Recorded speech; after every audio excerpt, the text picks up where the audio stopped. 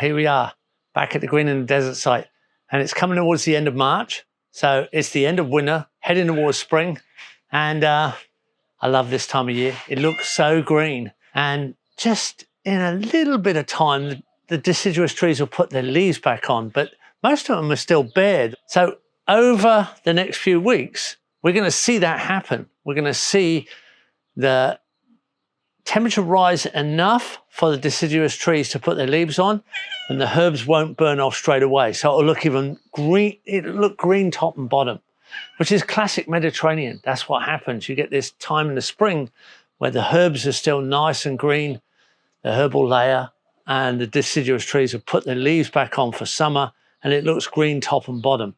But as summer arrives, all the herbs burn off and yellow out. That happens real fast in the desert. So we're in that sweet spot of time while that transition is happening. Let me take you for a walk around. The first thing that's obvious is our vegetable gardens are booming. They're fantastic. So it's a very healthy time of year to be here. Lots of incredibly good food. We've got a raised bed absolutely full of eggplant here. So there'll be plenty of baba ganoush on the way. I think they've harvested some of the big ones, but there's some big ones in amongst it all down there. And then we have a bed of kale and tomatoes, silver beet and beans. Well, it looks like a cucumber at that end. A profusion of tomato just here. And another bed, mainly tomatoes, some basil and lettuce over there. More eggplant here. And then we go on down towards our main wicking bed gardens. Sea purslane is evergreen here on the ground, so that's prolific all the time, which makes it a fantastic ground cover, being a succulent. You're going to see everywhere around that the leucaena here have really boomed and even flowered since our big chop and drop and chip, because we didn't just chop and drop, we chipped. So here's our wicking bed gardens, prolific. I've had a meal or two already when the broad beans, they're looking great. We've got the old climbing spinach, salon spinach everywhere as usual, climbing up. Lettuces, cucumbers, going really well. More tomato and cucumbers together. We've got some, looks like cauliflower at the back there. And lots of lovely looking kale. More tomatoes, more cauliflower at the back there. Tomato, tomato, tomato. Mint, of course, we're in a mint tea culture. And more broad beans. Got some parsley, Italian parsley. And again, eggplant and broad beans. It's that time of year. Lots of broad beans. Chilies at the back there. And different types of lettuces in amongst everything. Whole load of sage here. And sage is a winter tea in the Middle East. Some nice red looking cabbages there. Looks like we've got some very leggy celery here. More lettuces again and again. Looks like we've got capsicum coming up here. And some leeks, onions, English spinach, more and more tomatoes. Broccoli almost gone to seed there, stretching out. Better get that one. Coriander.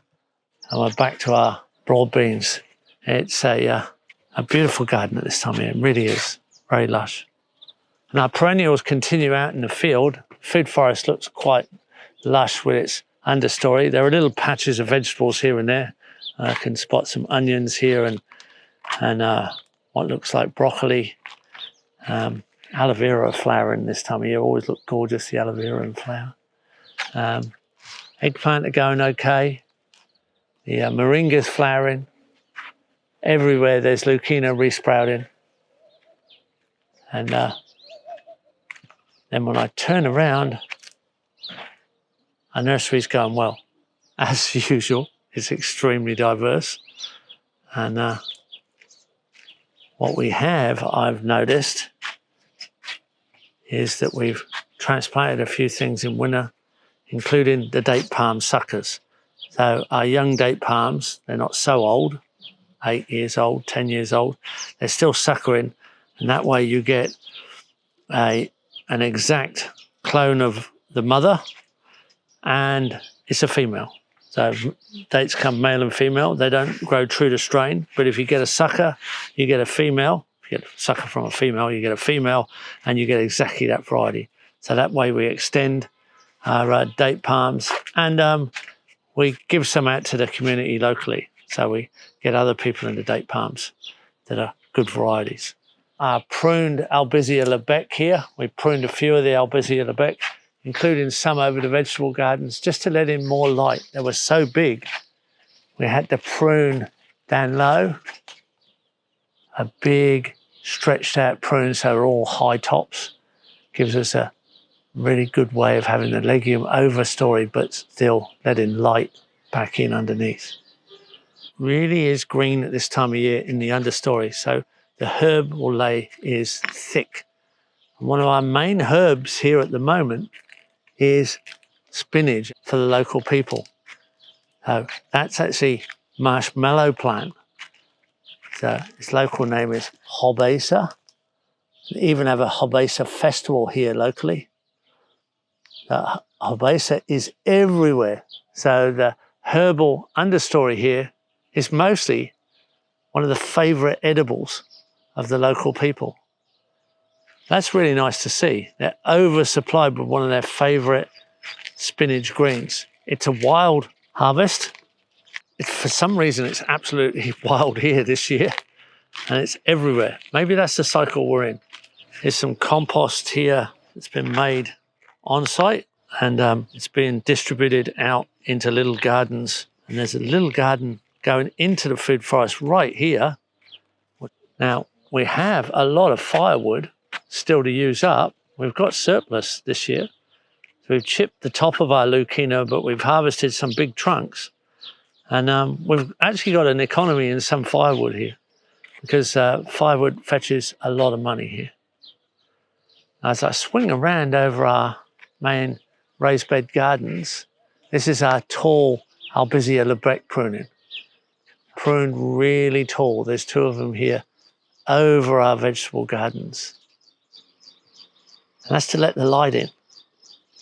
So the light gets into our vegetables, but we still get a high legume canopy, because this is a long-term legume.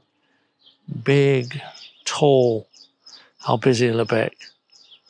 A beautiful overstory in a food forest like this, and over any garden that's in a desert. But here, right next to me, is a classic Lucina that was chopped just a few months ago in a practical course. It was chopped, dropped, and chipped, and now that's the resprout. And there'll be even more by the time we get the real hot temperatures of summer. So there's the top pollard, and there's the under prune. And we pruned out our Albizia Lebec to be tall and leggy and long-term overstory. They look quite beautiful when they're pruned like this, actually.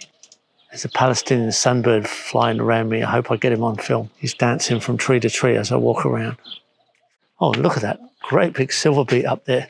The silver beet right on the swell, just in amongst the food forest, looking gorgeous. This year our citrus are going very well. We've done an extra big prune on our citrus. Our mandarins and our oranges and our lemons and our grapefruit, and even our pomelo here is looking quite lush. I think the chipping of the Lucina helped. A lot more attention and a little bit of sulfur to increase the acidity. So I'm very pleased with how it all looks at the moment. And let's see how it handles the big heat of summer. Carob's going well. Olives, I've noticed already that some olives are flowering heavily. So we're probably in for a very heavy harvest of olives this year. Maybe that's all part of our extra maturity, our extra attention, and maybe the chipping of the Lucina has made a difference. So just check this out for a flowering olive. Look at this, absolutely covered in flowers. You get some good olive oil off this one. There's a little nest, a little bird's nest up in the top. Yeah, there's a lot of birds on this site.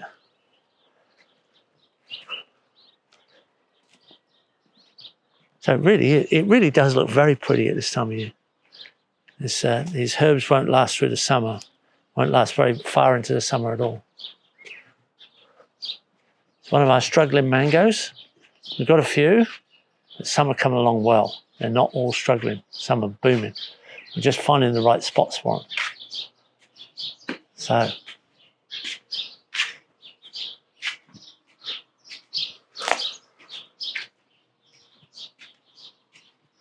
here we go, down the other side. Some species here that take off in summer and some take off in winter. Depends if the more tropical ones in summer and the more Mediterranean in winter. And look how green this looks. It doesn't look like you're in a desert really, coming down here. Guava are looking good. And you usually get some good guavas off. And pomegranate are just recovering from winter. So are the figs. We have some little ornamental pots that the last practical course put in, and they're going really well. There's little easy to care for succulent garden pots just to beautify the site. And here are our worm farm sub-pod gardens. Got a few crops around it. They're going okay. And on through to the back of the cafe. Aloe vera, absolutely putting on a show here beautifully. And mulberry's just still a bit leafless. I'm waiting for this one. It's a beautiful pink chatoot mulberry. Right now it looks a bit bare. And that's the back of the cafe. So let's have a look at the front. Since I left, they've extended the streetscape planning. So we've got a new streetscape planning down the side here, and it's getting going. And interestingly, the neighbours across the road have done the same thing. So obviously what we're doing, people like. So they're starting to do streetscapes, fenced off from the goats, because that's what you need. There's a lot of weed in here. See some big St Mary's thistle there. And a proliferation of weeds that wouldn't be there if the goats could get hold of it. But underneath, more or less out of sight, is the sea purslane and Singapore daisy, which will come through.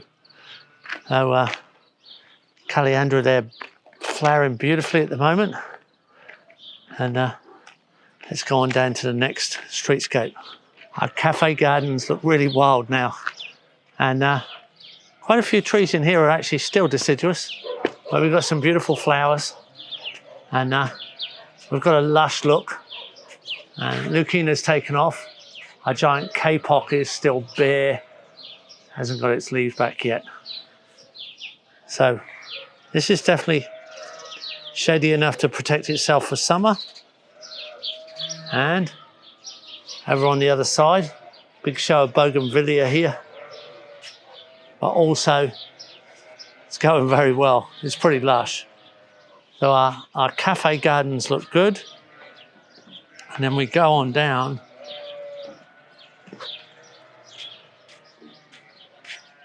And our streetscape here is going really well. Still, Ponciana's bare, and the white cedar's bare, or neem, probably neem. Jacaranda's just holding on to a few leaves. Ponciana's bare. But the ground cover's prolific, absolutely prolific. It's holding that moisture, so it's really reduced the amount of water we need. That's a good thing to see, that it's come up this well. That's been an absolute success. In through the big gate here, and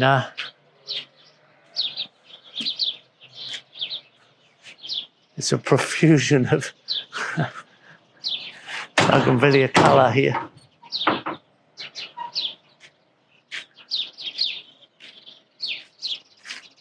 And green ground cover.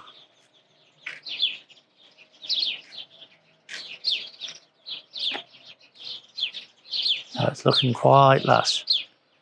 Over here, another struggling mango. There's a couple around here, but in the microclimate spots, they're going well. Here we have a nice composting process. It's looking really good. And there's a few more, which is a great sign. Here we are. There's another one in process. All our lucinas are recovering here along the line that was chop and dropped. Beautiful. And our citrus is just taking off. All the way through here, there's citrus.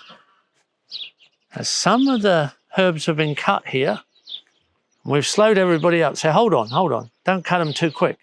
Wait until they start yellowing a little bit. They're awkward to work with once they're really yellow.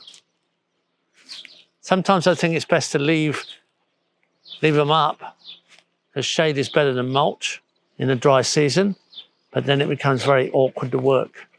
Beautiful smell here of citrus, and there's a little bird's nest.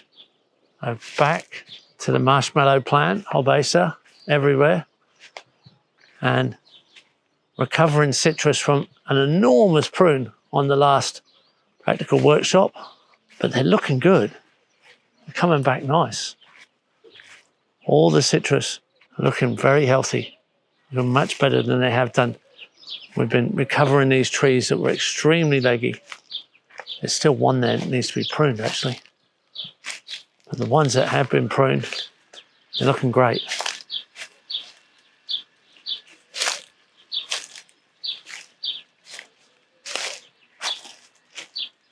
I'm very happy with how they look after. They were so leggy and so out of shape. I think we've saved them, and we're going to have a good year.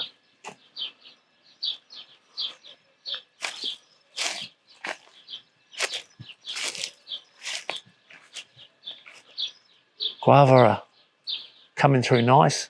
There's a few guava on. They're just at 1 or 2 getting ripe. Another guava here going well. Custard apple, looking a bit sad. It's the end of winter. It's very much a subtropical. But I can see all the new leaves coming. They're back for summer.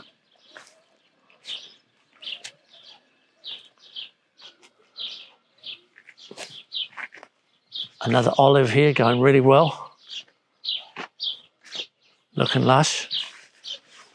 I'm walking through thick marshmallow plant here. And then up into our chicken area.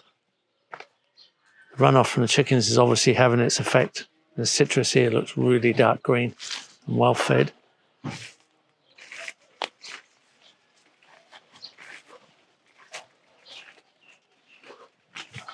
This is where chickens have been free ranging.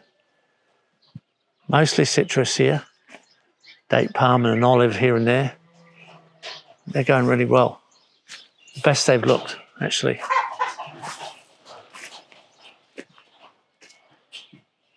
Another compost on the go. It's what I like to see. Succession of compost around the site makes a big difference.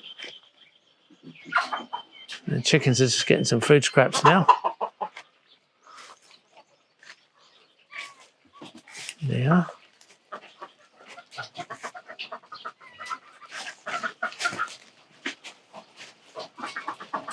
Egg and manure producers and occasional babies.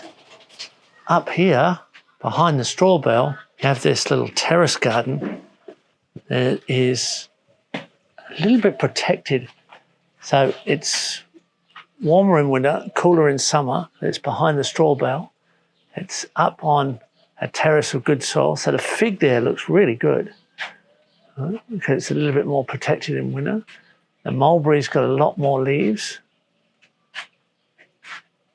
And the growth rate on this section is very fast. and everything looks a little bit less chilled. So it's a microclimate up on a terrace behind the house, squeezed up against a wall. It's sheltered, shaded in summer, warmer in winter.